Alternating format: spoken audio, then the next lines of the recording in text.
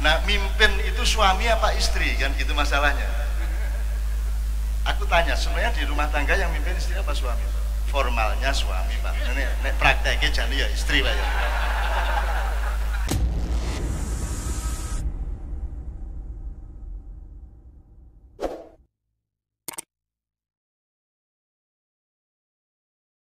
Orang kita ngeracet kapan kuliah, kapan ora ya toh. Dan saya hanya bisa 4 bulan karena bisanya bayar SPP 4.500 pada waktu itu, Pak. Hanya sekali itu dok. Setelah itu saya tidak bisa meneruskan kuliah, tidak karena ideologi, tidak karena apa-apa, tapi karena pancen raiso bayar, terus raiso nggarap soal-soal ujian. Hari pertama saya ujian bahasa Inggris, alhamdulillah tidak ada masalah. Hari kedua, ekonomi perusahaan, iso diapal-apal ke sidik-sidik, ning bareng sing ujian hari ketiga accounting, modiar aku. Accounting aku 3 menit tak delok soalnya aku langsung ngadeg, tak parani dosennya Pak, mbok nganti modar aku ra iso. Yes, aku tak leren bae. Aku tak ning Malioboro wae, akhirnya saya kuliah di Universitas Malioboro. Oke, jadi begini teman sekalian, kita masuk pelan-pelan Pak, bismillah. Insya Allah saya mempelajari apa yang diungkapkan oleh penyelenggara, aspirasi dari Pak Rektor dan Bapak yang lain tadi ngobrol sama saya, termasuk ngukupi lah apa yang selama ini tercerai-berai tidak karu-karuan itu kita kukupi, tapi metodenya harus jelas. Kan nomor 1 di kampus itu bukan mempelajari bahannya, tapi metodologinya. Kalau dalam Islam, Anda tahu bedanya, Allah menggunakan 4 kata jalan. 1 sabilillah, sabil. Nomor 2 syariatullah, syari, jalan juga artinya. Nomor 3 thoriqatullah, thoriq. Nomor 4 siratal mustaqim, sirat. Semuanya bermakna jalan. Tak singkat saja, kalau Anda ketemu orang yang bukan Islam, Anda jangan tunjukkan syariat Islam, karena mereka belum punya kewajiban untuk syariat Islam. Yang Anda kasih tahukan ke mereka sabil dulu, arahnya dulu. Sabilillah, maka ud'u ila sabili rabbika, bukan ud'u ila syariatillah, bukan ud'u ila siratal mustaqim. Kok siratal mustaqim ini mau daro nganti tua kowe ora ngerti kowe. Mulane mbok sesuk mati saiki salat tetep ihdinas siratal mustaqim, karena dia urusan presisi terakhir. Ketajaman dan kelembutan yang puncak dari spiritualitas dan kebenaran hidup kita menuju titiknya ridho Allah Subhanahu wa taala, itu baru sirat.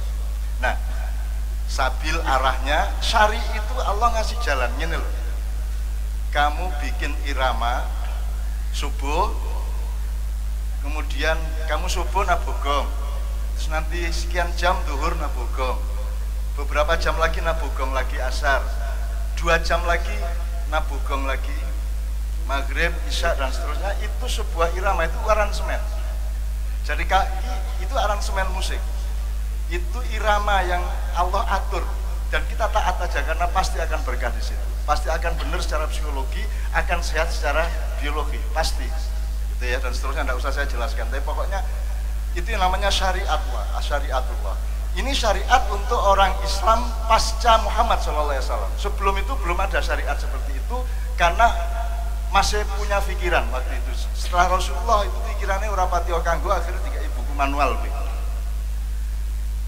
Nah, mulai sekarang tolong itu jadi syariat Allah itu, tolong pahami tidak hanya pada dimensi hukumnya, tapi juga pada dimensi keindahannya, dimensi ilmunya, dimensi hidayahnya dan seterusnya. Gitu ya teman sekalian, itu syariat. Nah, caramu menempuh jalan yang disebut syari atau syariat itu namanya thoriqah. Caramu nyetir, kapan ngegas, kapan ngerem, haluane piye, nek ana wong nyabrang leren ora, itu namanya thoriqah. Itu kira-kira. Nah, kalau thoriqatmu sama syariatmu sudah benar di sabilillah, makin lama makin matang, makin akurat, makin online sama Allah, makin rahmatan lil alamin kepada semua manusia dan seterusnya, termasuk kepada alam, baru nanti Anda sampai kepada presisi yang namanya ihdinas siratal mustaqim. Iki angel banget iki. Wis ora apa-apa iki, ora ketemu ora apa-apa. Angger kowe karep Gusti Allah wis seneng, wis pengko dileke swarga. Ora bisa karepmu gitu dari pira wae, modaro dhewe dengkulmu copot-copot dhewe. Gitu ya teman sekalian. Oke, ini kita mulai seperti ini supaya metodologi kita malam hari ini jelas. Jadi saya akan pakai metode sinau bareng Pak Rektor nyuwun sewu. Nanti sebelum sampai nanti buka skalanya. Sinau bareng berarti saya akan serap aspirasi Anda. Jadi misalnya saya akan menyiapkan 2 rangkaian pertanyaan, masing-masing katakanlah 3-5 pertanyaan. Tapi ini saya dasari dengan gini dulu. Ini kan urusannya persatuan. Kesatuan, ada 3 satuan. Persatuan, kesatuan, apalagi? Kesatuan itu tahap terakhir. Sebelum ada kesatuan, dia berupa persatuan dulu. Isih okeh ning wis persatuan. Nek kesatuan, okeh kuwi wis manunggal ika, gitu ya. Itu namanya kesatuan. Supaya terjadi kesatuan dan sebelumnya ada persatuan dibutuhkan metode yang namanya penyatuan. Jelas ya? Bener lagi bahasa Indonesia ini. Penyatuan. Penyatuan itu bahasa Islamnya tauhid. Tauhid nanti sampai ke persatuan namanya wahid, Allah al-wahid. Terus nanti puncaknya Anda berada dalam kesatuan dengan Allah, manunggaling kawulan Gusti, namanya ahad. Jadi Anda jangan keburu-buru kula ahad. Nek kowe wiritan aja kula ahad sik kok modar dhewe ora kuat. Jadi kowe sinau sik sadurunge ya. Kayak tadi itu ada dagelan arep ngelamar anak kiai, siji jenenge sapa? Anas. Nomor 2 jenenge sapa jenenge Torik, nomor 3 jenenge Imron. Karo Pak Yai sapa kowe le ajeng nglamar putri Bapak, jenengmu sapa? Kula Anas. Ya wis nek ngono jajal maca surat Anas apal. Nek kowe le kula Torik. Oh apal Wat Torik ora nggih apal Wat Torik ya diwaca. Nek kowe sapa le kula Imron. Wis kowe nek diwaca surat Al Imron. Modar sing nomor 3 niki. Mulane kowe nek gawe jeneng nang anakmu golek iki sing Liila paling pol itu ya. Ina atau Ina ngono ya. Aja Ali Imron Al-Baqarah Mutar Al-Maidah barang wah. Semalah kerengan ra karu-karuan gitu. Ya, oke. Tauhid itu prosesnya, perjuangannya, kemudian Allah Al-Wahid. Al-Wahid itu Allah yang eksis sebagai dirinya, tapi dia berada di dalam kerinduan untuk menyatu dengan hamba-hambanya, itu namanya Al-Wahid. Kalau Allah sendirian, di mana kita nanti sudah hilang, kan nek kowe iki laron, Gusti Allah lagi srengenge, kira-kira nek kowe mara nang srengenge, kira-kira isi ana ora larone? Kalau engkau kapas, engkau ingin menyatu dengan api, kemudian engkau mendekat kepada api atau api mendekatimu sebagai kapas, kira-kira yang tinggal apinya apa kapasnya? Jadi engkau dan kita semua ini begitu kita menyatu dengan Allah, tidak ada lagi engkau, tidak ada lagi aku, yang ada adalah Allah. Kalau engkau sudah mampu melakukan politik penyatuan seperti ini, maka engkau tidak punya pamrih. Dirimu sudah menjadi rakyat Indonesia, dirimu sudah menjadi NKRI, betul enggak? Wis ora perlu, wis ora peduli engkau tahun 2019 dadi presiden mana, wis ora urusan. Yang penting kita sudah, diriku adalah diri rakyat Indonesia. Aku bukan seseorang lagi. Aku ini sudah NKRI, aku ini sudah Pancasila, aku ini sudah aku di situ sudah matahari, sudah Allah, tidak ada lagi kita. Kalau kita kan masih persatuan, tapi kalau kesatuan sudah tidak ada kita lagi, yang ada hanyalah aku. Makanya di puncaknya nanti, jadi maksudnya Jokowi ki aku wis puncak tasawuf kuwi saya kuwi. Karepe wis tasawuf dhuwur banget kae. Mudeng ora aku ya ora ngerti. Baik kira-kira ngono kuwi. Oke, teman-teman sekalian, dari sini saya mau tanya sama Anda beberapa hal. Pertanyaan ini tidak usah Anda jawab langsung, tapi untuk PR nanti seluruh acara kita akan kita pakai untuk secara bertahap menjawab pertanyaan dan mendiskusikan pertanyaan-pertanyaan ini. Oke. Kalau persatuan, Pak, kalau kita ibaratkan makanan itu ada, katakanlah ada 2 jenis persatuan, ada 2 jenis Bhinneka Tunggal Ika. Satu jenis gado-gado atau lotek, nomor 2 jenis es jus, jenis blender. Menurut Anda yang mana ini? Bhinneka Tunggal Ika ini? Jenis blender apa gado-gado? Nek blender berarti kan semua digerus dari situ, kehilangan identitasnya, jadi zat baru yang namanya es buah, es jus buah apa gimana? Selama ini menurut Anda prakteknya itu blender apa gado-gado? Coba Anda iling-iling selama ini di Indonesia. Misalnya gini, Indonesia itu dudu Jawa loh, gitu, dudu Islam loh, iki Indonesia dudu Islam. Kui kalimat blender apa kalimat gado-gado? Kalimat blender, betul nggak? Ini negara Indonesia bukan Jawa, kan gitu. Itu berarti blender, betul. Ini bukan negara Islam, ini negara Pancasila. Itu blender apa? Blender. Nah, Anda setuju nggak sama blender? Mestinya gado-gado. Indonesia tuh ya Islam, ya Kristen, ya ya kebatinan, ya Hindu, ya Buddha, ya Gatoloco, ya Dharma Gandul, apa meneh Subud, segala macam kita coba pahami mereka dengan itikat baik dan husnudzon, gitu ya. Indonesia itu ya Jawa, ya Sunda, ya Madura. Ini ada Madura sebelah sana, makanya sampai karena selama Orba dulu itu kan cara berpikirnya blender sampai lagunya Omah Irama lupa menyebut Madura toh. Ada Jawa, ada Sunda, gitu kan, terus Pak Mudro gak terima Madura juga, kan gitu. Dan sekalian ya. Nah, mulai malam hari ini Bapak, Pak Rektor dan Bapak-bapak semua teman-teman UGM kita pakai gado-gado. Harus kita hormati kubisnya sebagai kubis dan kita celingkan ben kubis iki bergizi tenan. Demikian juga kacange, bumbune apa meneh, kecambahe, tomate, lontongnya apa wae kita uri-uri dan kita perjelas dan kita sirami. Kubisnya ojo kok pateni, mentang-mentang Indonesia njur Jawa kok pateni ya rento, kan begitu. Jelas ya malam hari ini ya. Oke. Nah, dari situ saya punya beberapa pertanyaan. Disimpan saja, Mas Islami, Mas Imam tolong dicatat saja, nanti akan kita jadikan workshop sebelum kita minta kepada Pak Rektor untuk memberi batasan-batasan. Menurut analisis Anda, Bapak mbiyen iki kok iso gawe Pancasila iki asal usule saka ngendi to?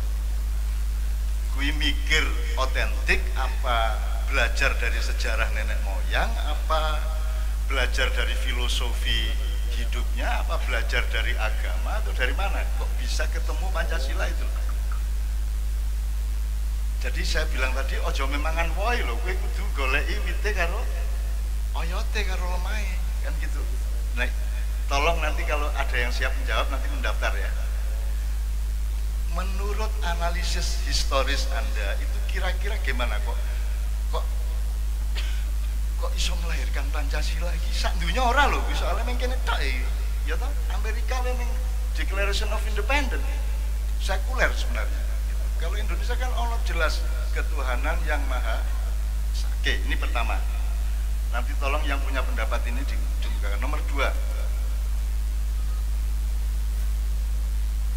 Kok ngerti nek Tuhan ki Maha Esa ki saka sapa ya mbiyen? Ki dikandani sapa apa golek dhewe apa riset apa piye ta kuwi kok Maha Esa? Syukur Anda boleh dengan sub pertanyaan. Misalnya 2B gitu ya. Kok yang dipilih kata Esa ya, kok orang tunggal ya? Padahal kalau Bhinneka Tunggal Ikanya kan dari kitab Sutasoma oleh Empu Tantular. Dia mengutip dari kalimatnya Empu Tantular, Bhinneka Tunggal Ika. Nah, kalau Esa itu kan ono dwi. Setelah Esa, dwi, tri, catur gitu ya. Kalau di bahasa Tagalog Pak, Esa, Dalawang, Tatelu, Apat, 5, Anim, Pitu, itu bahasa Filipin. Pitu, Wolu, Sampo. Sami songo, Sampo 10. Itu bahasa Tagalog. Bahasa Visayan juga begitu, bahasa Mindanao, Filipina Selatan juga begitu. Kok yang dipilih Esa ya? Meskipun tidak masalah, ora berarti aku pengen ngubah Pancasila ya ora. Wong kuwi sing penting kesepakatan toh, ini disebut handphone lah sakarepmu apa kok sebut asbak ya ben diwalik iki asbak kae handphone ini ora apa to ya. Itu kan soal kesepakatan bakal soal itu ya. Itu. Rambut sing endi terus sing kumis sing endi lan liya-liyane sing endi kan sakarep-karepmu. Rambi maji Mas. Anyep. Iya, mesti ya iki daerah barat ini dari daerah barat dan utara nek saka wetan mesti paham maksudnya iki mesti terutama sing arek Jember Utara iki. Sepurane ya. Oke. Kira-kira kata Esa itu kalau Allah kan tidak Esa, kalau Allah kan tidak ada duanya, Allah kan tunggal mestinya. Kenapa bukan Allah yang Maha Tunggal? Ataukah tunggal itu bahasa Indonesia adalah Esa? Ini tidak untuk mempersoalkan, untuk supaya kita itu ngerti asal usulnya dan memahami, kemudian menerima kesepakatan ini dengan ikhlas. Jadi rasa well sok-sok gitu loh. Kita pastikan malam hari ini. Ya. Terus ketiga, terutama teman-teman yang Fakultas Sastra namanya apa sekarang Pak? Sastra Budaya.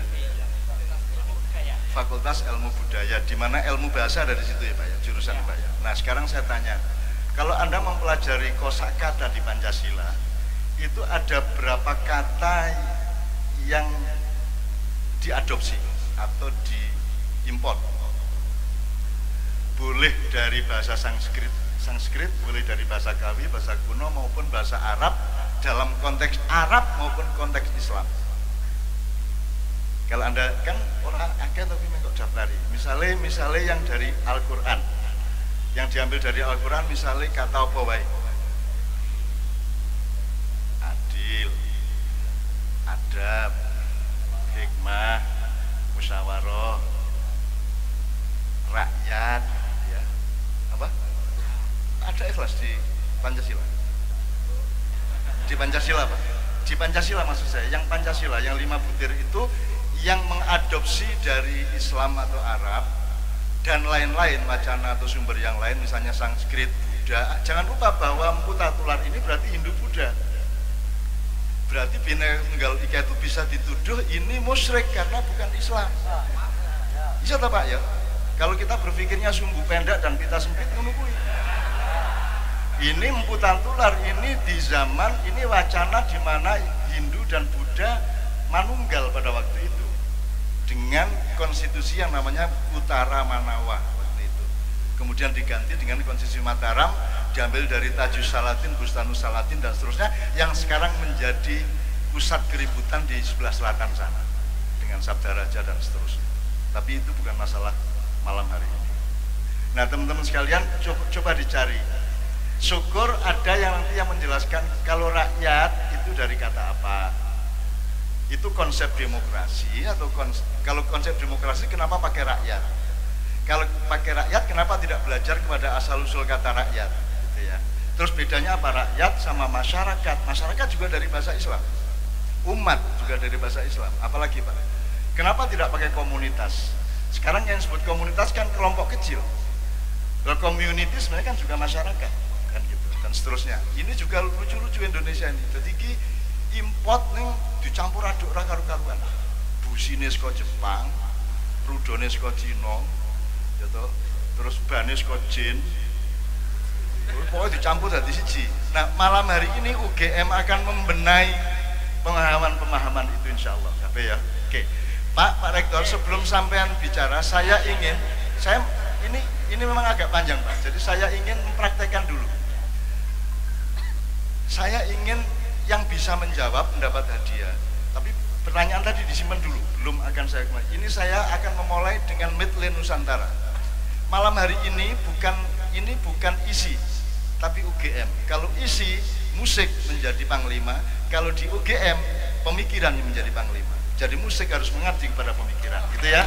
Jelas ya? Jadi musik ini boleh bunyi asal ngikutin konteks yang sedang kita diskusikan. Oke, ini kita minta Midland Nusantara. Midland Nusantara itu kumpulan dari lagu-lagu dari berbagai daerah di Indonesia. Kalau diturutin Pak, itu semalam suntuk nggak habis Pak. Alhamdulillah dicuri Malaysia beberapa, jadi kita mengurangi durasi kita. Terus apa-apa Pak dicolong kono kabeh, pek kabeh. Susu Indonesia dipek. Nah, nanti saya akan hentikan di setiap complongan untuk supaya Anda tanya ini lagu apa, ini lagu apa, ini lagu dari mana, untuk ngecek nasionalisme kita Pak ya, ya Pak ya. Jajal arek kota gak awas ini kan. Nek kalau tahu saya minta Mas Ali menyediakan sejumlah peci untuk kita kasih hadiah kepada yang tahu. Syukur Pak Rektor punya inisiatif untuk memberi apa. Setelah lagu ini nanti kita workshopkan bersama, baru beliau nanti merespon apa yang sudah saya ungkapkan, dan hajatnya UGM malam hari ini kita komposisikan menjadi satu keindahan pemikiran. Dan supaya, karena cita-citanya UGM adalah UGM untuk NKRI, agar supaya NKRI menjadi pemimpin dunia, kan gitu Pak kira-kira, betul enggak? Nah, mimpin itu suami apa istri, kan gitu masalahnya. Aku tanya, sebenarnya di rumah tangga yang mimpin istri apa suami? Formalnya suami Pak, ini prakteknya jadi ya istri Pak ya. Ini juga harus kita perhatikan. Maka kita tidak pernah kita menyebut tanah air ini ibu pertiwi, ini ibu. Jakarta itu ibu kota. Jadi kita memilih apa namanya? Alma mater, wedok tuh ya, wedok tuh. Alma mater bukan alma father. Coba piye gue. Ini kita ingat ini dan mengerti ini, insya Allah akan menambah genahnya pikiran loh Pak. Kalau kita terusin dikit, Garuda sing dimaksud Garuda Pancasila kayak, ya, kui lanang apa wedok karo.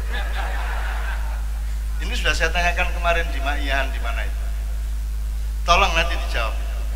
Jane Garuda sing kok maksud kayak, secara biologis untuk teman-teman dari Fakultas Kedokteran Hewan mestinya tahu itu gambarnya itu. Kui lanang apa wedok karepe. Oke, secara biologis gambarnya itu laki atau perempuan. Konsepnya ketika bikin burung Garuda itu sebenarnya karepe lanang apa wedok, jantan apa betina. Meskipun kata jantan dan betina ini harus dibenahi oleh Fakultas Ilmu Budaya, karena ini tidak fair juga kata jantan dan betina ini. Angger ono wong jujur disebut jantan, angger ono wong ngapusian disebut betina. Ini merugikan kaum wanita. Kalau saya feminis, saya akan protes.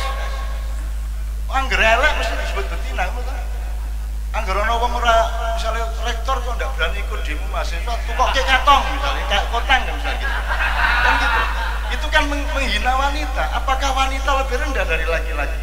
Kenapa kalau betina itu negatif, kalau jantan itu positif? Ini juga masalah ekstra juga Pak. Menurut saya ini harus dibenahi. Kembali ke Garuda lanang apa wedok. Konsep kepemimpinan kita di dunia itu kepemimpinan yang mengasuh apa kepemimpinan yang mengatur? Nek mengasuh kan tidak usah diatur, bocah ya taat mengasuh dengan baik. Tapi kalau mengatur itu modal utamanya kekuasaan. Dan kekuasaan harus dibentengi, harus dilandasi oleh kekuatan. Maka kita, mindset kita bukan kula'udhu birobbinas, tapi malikinas. Kalau bisa nggak usah pakai malikinas, ilahinas, cukup robbinas, yaitu kita mengasuh dunia. Hamengku buon, mangku negoro, paku alam, kan gitu. Kita menampung dunia. Terus kene nyolong masa oke no cino sakarmu, upamane gitu ya. Upamane gitu ya. Monggo sakarmu. Wong jenenge kene mengasuh anak diuyu-uyu koyo ora apa-apa. Disingi anak ya ora apa-apa jenenge kita mengasuh. Itu kalau kita teruskan pemanaannya. Oke, tolong dicari konsep kita memimpin dunia itu konsep kepengasuhan atau konsep kekuasaan. Itu kita cari. Kalau kecenderungan bangsa Indonesia kan ibu toh Pak. Wong UGM alma mater. Alma mater itu Vater, alma mater itu. Ki lagi ngerti cah-cah iki lagi. Ayo ngaku. Kowe lagi kelingan saiki to. Alma mater kuwi wedok. Dan kita sudah punya rumus wedok kuwi dhuwur secara agama. 3 kali lipat derajatnya dibanding laki-laki. Hormati ibumu, kemudian ibumu, kemudian ibu, baru bapak. Dan kalau Jawa, wanita itu konco wingking, dan kita sekarang sudah menemukan, jangan dipikir yang wingking itu yang terbelakang, yang belakang itu yang terkuasai. Semua orang yang menggembalakan kambing, bebek, dan sapi selalu dia berdiri di belakang ternaknya. Jadi kalau orang yang ingin jabatan terus-menerus itu adalah sapi-sapi dan kambing-kambing dan bebek-bebek yang suka di depan. Sementara kita kan di belakang-belakang, tapi alasannya tinggu menghibur hati ini caca sing ora dadi apa-apa iku. Termasuk aku dewi kan gitu kan. Kan ngono Pak, nah, sampean ketemu wong ganteng, sampean ngomong apa, ketemu cah orang ganteng ngomong apa, kan masing-masing butuh gede hati nih kabeh. Gitu ya. Oke. Pertanyaan 3 tadi sudah, sekarang pertanyaan sangat simpel. Tadi kan beliau mengeluh, acara ini mengeluh mengenai Islam itu ketinggalan, teknologi, ilmu pengetahuan, kemajuan, peradaban itu ketinggalan. Terus saya bilang, wong Islam kuwi kaya wong lanang sing duwe bojo ayu. Nah bojo ayu niki ilmunya Al-Kindi, Avesina, Al-Farabi, apa lagi Pak? Siapa? Al-Ghazali sak piturut iku bojo sing ayu ning direbut wong liya sing jenenge kebudayaan barat. Gitu kan? Ditilap. Cah-cah saiki ora ngerti nek ilmu pengetahuan kuwi asal usulnya sebenarnya adalah dari penemu-penemu Islam. Gitu ya. Kita ditilap, kita tidak dikasih tahu bahwa kita sebenarnya pernah punya kejayaan. Nah, si suami yang punya istri cantik direbut orang ini pertama kan belain istrinya mati-matian karena sudah sangat lama bojone ra iso direbut kembali. Akhirnya psikologine bojone iki malu dielek-elek. Kaya kowe yang kena kancamu. Ya ta? Pertama kowe sing elek-elek sing kancamu kuwi sing lanang. Ning suwe-suwe entuk 3 sasi 5 sasi sing kok elek-elek wedoke. Oh cak-cak jane susah. Jane kok ora tetan. Yo ayu nang yo rada kendur kae. Akhirnya sesuai ke elek-elek dhewe. Maka orang Islam kehilangan kepercayaan dirinya terhadap Islam. Ngelek-elek bojone dhewe. Gitu kan akhirnya kerengan sak keluarga. Mergo ibune dicolong wong tul. Terus kita saling menyalahkan. Akhirnya kabeh diharamkan. Kakak haram, adik haram, lawang haram, sodel haram, wajan haram, sembarang haram, musik haram. Mergo atine sumpek. Krungu musik ora iso menikmati. Betul enggak? Delok apa wae ora iso menikmati, akhirnya kabeh haram. Untuk orang yang tidak bisa menikmati hidup, untuk orang yang stres, untuk orang yang bingung kehidupannya, semua haram di dalam hatinya, betul enggak? Itulah yang menjadi sumber dari pengharaman-pengharaman. Jadi ayo balik. Siapakah yang menciptakan suara? Dulu nggak ada suara. Kemudian ada tahap sekian juta tahun mulai ada suara. Siapa yang menciptakan suara? Siapakah yang menciptakan daun dihembus oleh angin kemudian siapa yang punya ide menciptakan? Siapa? Siapa Mas?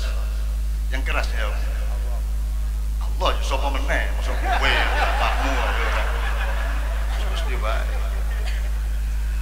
Kemudian ada ide berikutnya, setiap makhluk itu oleh Allah dibekali suara juga. Burung berkicau, cicit, tekek. Aku tekek kok nyudulku ya. Aku ora nyejol lho iki mau tekek ngene kuwi. Kalau sapi melenguh, kerbau apa ya? Apa itu? Kambing mengembik, anjing menggonggong, ya, kirek jegok. Sapi itu gitu ya. Itu kirek jegok itu ciptaan Allah. Jangan lupa. Kowe turu ngorok, idene sapa? Idene Allah. Jadi nek bojomu ngorok, ya Allah matur nuwun ya Allah ngono ya kowe ya. Angger aja ngrajine banget gitu ya. Nah, siapa yang membuat benda yang digesek atau yang bertemu atau yang dipukul, ditabuh itu menjadi bunyi? Siapa yang punya ide? itu untuk dinikmati Allah atau untuk dinikmati makhluknya? Untuk dinikmati makhluknya apa Allah sendiri menikmati? Allah butuh suara tak? Allah ikut anu enggak? Masa Allah butuh suara? Masa Allah butuh apa-apa? Allah itu enggak butuh loh. Kalian beriman ya enggak butuh, kalian kafir ya enggak masalah, gitu kan? Ya? Nah, boleh enggak kita menikmati bunyi? Boleh. Nah, bunyi itu hanya kan sekarang musik haram. Angel teman, musik haram. Nah, terus ngentot rentok bunyi. Nah, kan musik itu kan bunyi, nada dan irama, cuman itu dong. Lah nek musik haram ngentut. Jadi di kereta Bogor Surabaya pagi-pagi mau kuliah sepi ngantuk kabeh kae peteng dedut kae sono sing ngentut padahal wis nahan banget. Ternyata tetep ora iso ditas. Wow banget. Ini tahu banget ya. Terus ana bocah iya sing iseng.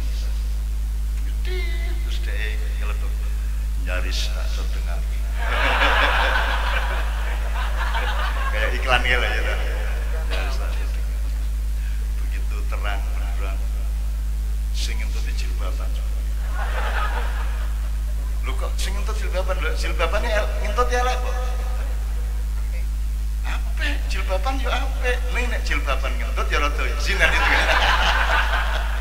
Ya aku ora ngelek sapa-sapa iki ming nikmati urip ya to. Lho, apa nek wong jilbaban ayu manis yo ora entuk gitu. Terus piye kuwi nek urip terus piye gitu kan. Oke ya. Itu semua musik teman-teman sekalian. Rap itu musik. Semua yang terdengar itu musik sebenarnya. Kalau kita mengerti esensinya. Nah, berarti ada enggak yang haram di antara bunyi-bunyi itu? Ada enggak yang tidak boleh? Kita benar yang enteng-enteng. Ada enggak suara yang tidak boleh diperdengarkan? Sebagaimana kalau yang tidak boleh dimakan itu babi, gitu ya. Nah, kalau di antara suara-suara ini, paling pol Allah hanya mengatakan seburuk-seburuk suara adalah suara keledai. La sautul khimar. Tapi Allah tidak mengatakan haram, neng wah jangan nyebai, paling ngono lho. Neng ora kok haram ora, neng nyebai. Nah, sekarang kita tahu Pak metodenya. Suara itu boleh tidak boleh itu karena suaranya atau karena ruang dan waktunya? Kan gitu.